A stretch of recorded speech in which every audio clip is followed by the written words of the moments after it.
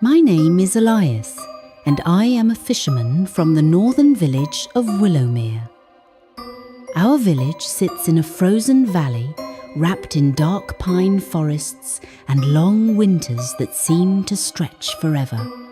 Beside it lies Lake Lumen, a wide, ancient body of water that is almost always covered by a thin veil of silver mist. The elders say the lake has two faces, one for humans and one for things that should never be named. I usually don't believe in those kinds of ghost stories. To me, the lake has always just been the place where I row my small wooden boat every morning to catch bramblefin, the round, tough little fish that keep our village alive through the cold months. That morning, the lake was as calm as a pane of glass. The mist drifted low over the water, soft and thin, like strips of silk laid across the surface. I rowed out to my usual spot, cast my net, and waited for the familiar tug. When I hauled it back in, I felt something lighter than a fish struggling inside. At first, I thought it was just a clump of weed, but when I spread the net, I saw it. A tiny otter, small enough to cradle in both hands, was tangled in the mesh. Its fur was soaked and slick against its body, and its round black eyes stared straight into mine, wide with panic. It let out a few weak squeaks, kicking helplessly against the threads. "Easy there," I muttered, more to myself than to it. I set the net down and worked carefully, loosening each strand from its small paws and legs. It shivered while I worked, but it didn't bite or struggle, almost as if it understood I was trying to help. When it was finally free, I lowered it gently back into the water. It floated for a moment, tiny head bobbing on the surface, and just looked at me. There was something strange in its gaze, a kind of quiet attention that felt almost human. Then it dipped under with a small splash, leaving a faint circle of ripples behind. I watched the ripples fade, shrugged to myself, and went back to checking my nets. Just a curious little moment in an otherwise ordinary day. That night, I went back out onto the lake. The air was sharper, cutting against my face and fingers. The mist was thicker too, heavier, hanging low and dense like smoke trapped just above the water. Each time my oar dipped into the lake, the sound died almost instantly. No echo, no slosh, no ripple of noise bouncing back to me. It was as if the surface were swallowing sound. I reached my usual spot and cast my net, the same way I always did. The water beneath my boat opened. A pale circle of light spread outward under the hull, the surface stretching and flattening like skin being pulled from below. The mist around me parted into two tall, curving walls, forming a narrow corridor that glowed faintly blue. My boat began to drift forward on its own, pulled along by a slow, steady force in the water. I dug my oars into the lake and tried to row backward, but they slipped uselessly through it, as if the water had no weight at all. The corridor of mist tightened around me and then widened again. The night sky above me changed. The stars shifted. The air felt different, almost too clear. I had crossed into somewhere else. Above me hung a huge moon, green and glassy, its light spreading over the lake in shimmering strokes. The water glowed in places, like someone had spilled dust made of stars across it. In the distance, I heard laughter, light, quick, almost musical. Then came the sound of instruments, soft flutes and gentle drums fluttering across the surface of the lake like a song carried by the wind. Lanterns floated ahead, suspended in the air just above the water. They hung from what looked like threads of pure light, swaying lightly as if the lake itself were breathing.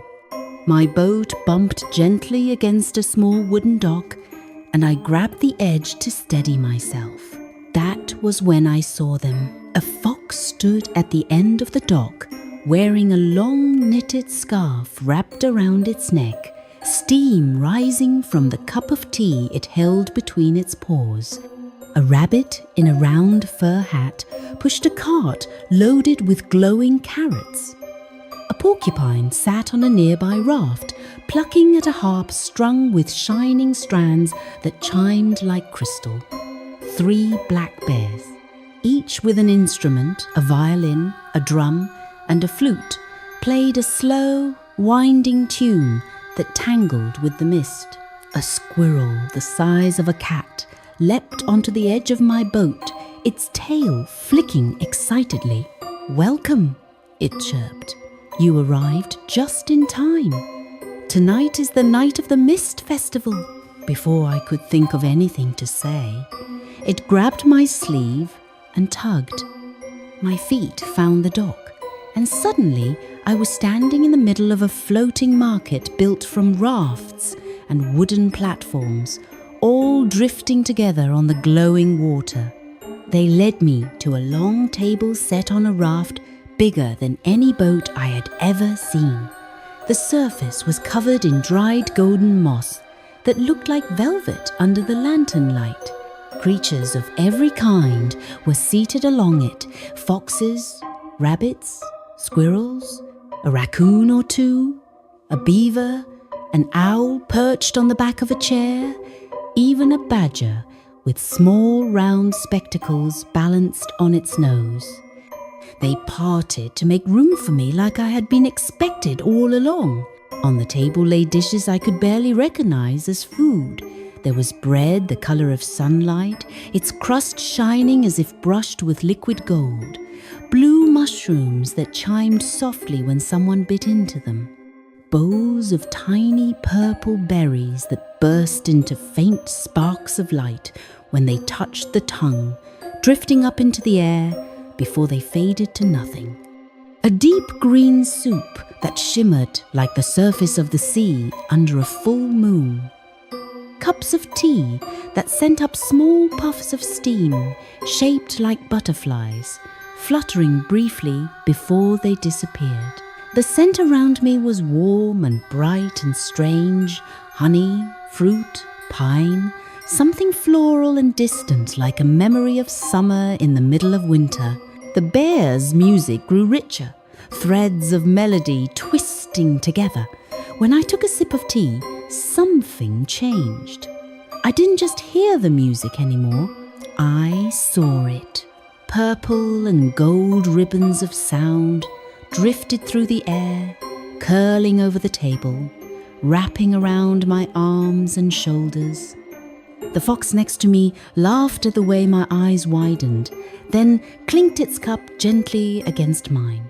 The rabbits invited me into a ring toss game with hoops made of willow branches. The foxes dragged me into a clumsy dance they called the foxtail step, and the squirrels tried to teach me how to play a tune on a reed flute. The bears told stories of northern forests and snowstorms that lasted 7 months straight. I could feel myself loosening, laughing more than I had in years. My body felt lighter, my mind softer at the edges. Time slipped. The sky didn't change. The green moon stayed where it was. I never felt the cold deepen, never saw the stars shift.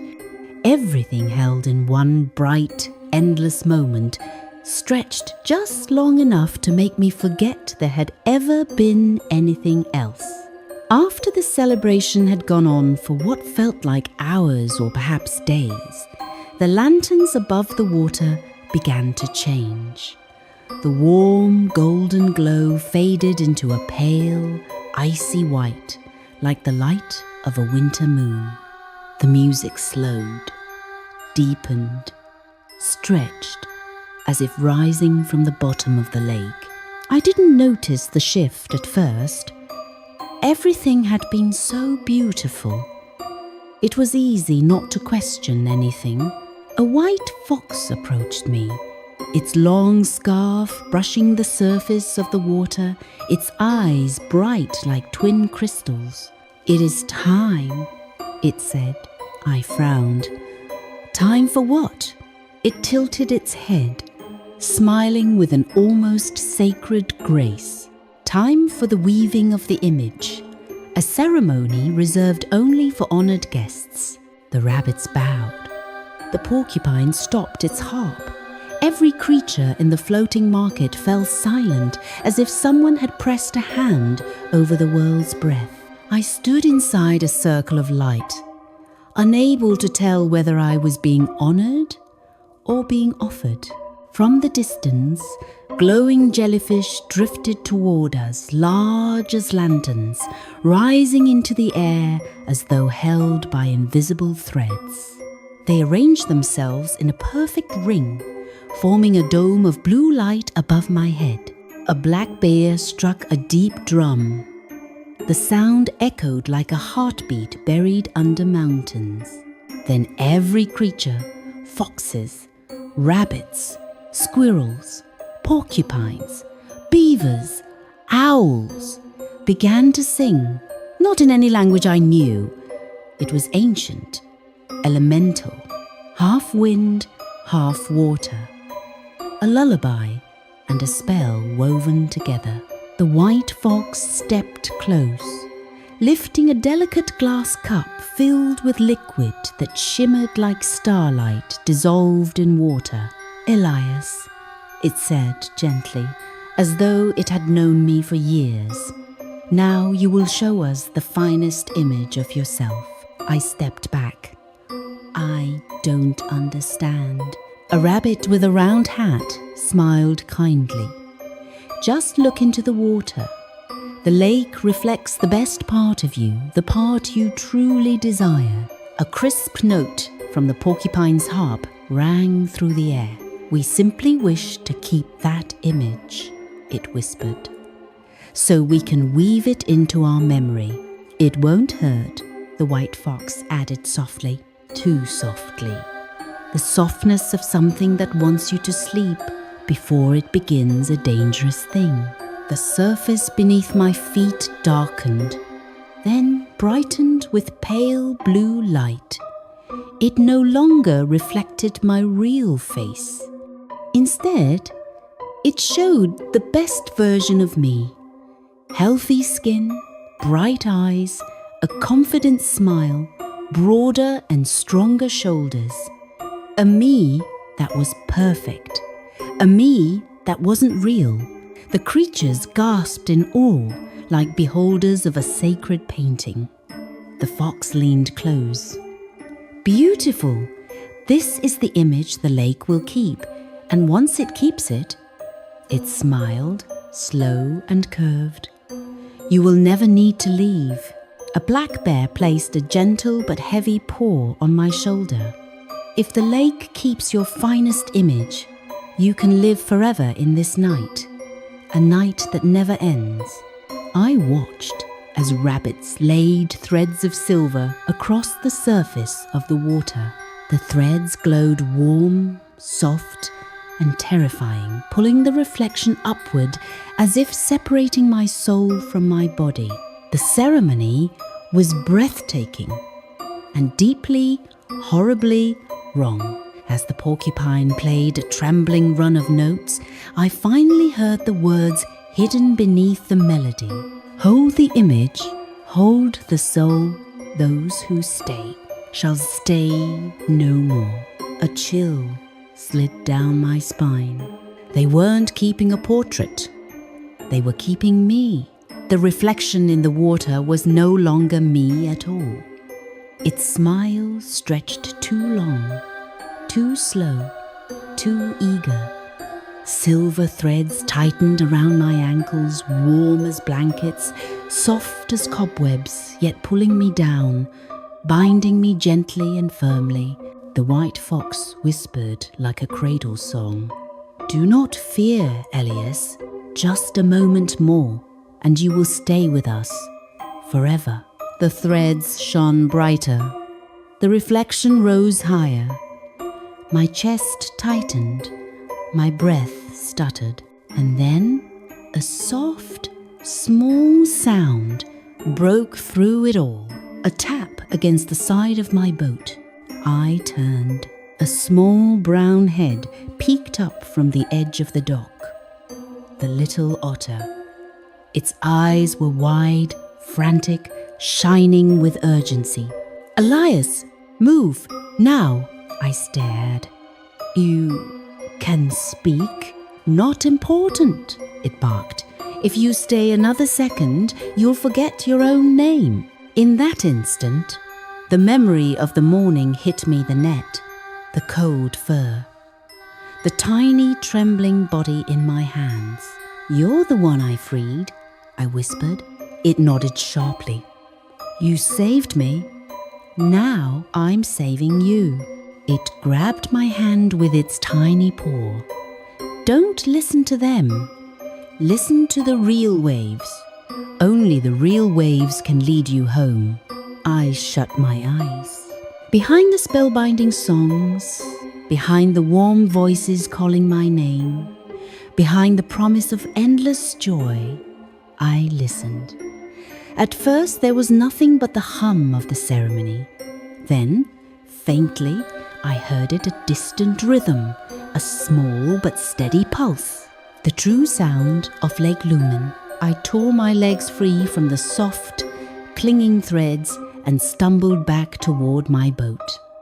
I grabbed the oars and rowed toward that sound. The water thickened around me, turning heavy and resistant, like rowing through syrup. Creatures lunged toward the boat. Rabbits clung to the sides. Foxes tried to grasp the oars. Glowing jellyfish floated together to form shimmering walls.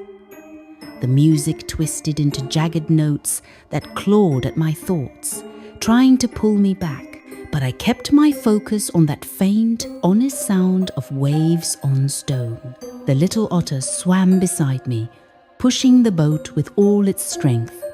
Keep going, Elias, don't stop.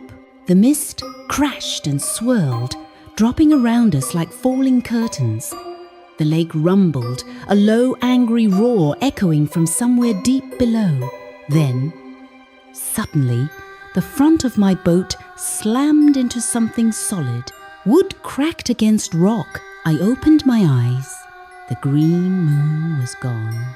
The lanterns were gone. The bears, the foxes, the rabbits, the porcupine, the floating market, every trace of that strange world had vanished. Above me stretched the familiar night sky, streaked with the first hints of dawn. The mist over the water was thin again, drifting lazily. The air was the sharp, honest cold of Willowmere, carrying the faint smell of pine and smoke from distant chimneys. I was back on Lake Lumen. My boat had bumped against one of the rocky outcrops near the usual fishing grounds. The water around me was still and ordinary, reflecting the pale orange glow of the rising sun. No strange colours. No silver threads. No songs. Only one thing remained as proof of what had happened. On the edge of the boat, right where the wood curved over the water, was a single wet otter footprint. I stared at it for a long time, feeling my heartbeat slowly return to normal. Since that night, I still go out onto Lake Lumen. I still cast my nets, still bring in bramblefin for Willowmere, but I never row into the thick mist anymore. When I see it gather and swirl in one place, I turn away. Sometimes, at dusk, when the sky is turning violet and the air is holding its breath between day and night, I see a small brown head break the surface of the water. Two round black eyes watch me from a short distance away. The otter lingers for a few heartbeats, then slips back under, leaving only ripples behind. I never call out. I never chase it. I just smile to myself, softly, gratefully, and very, very awake.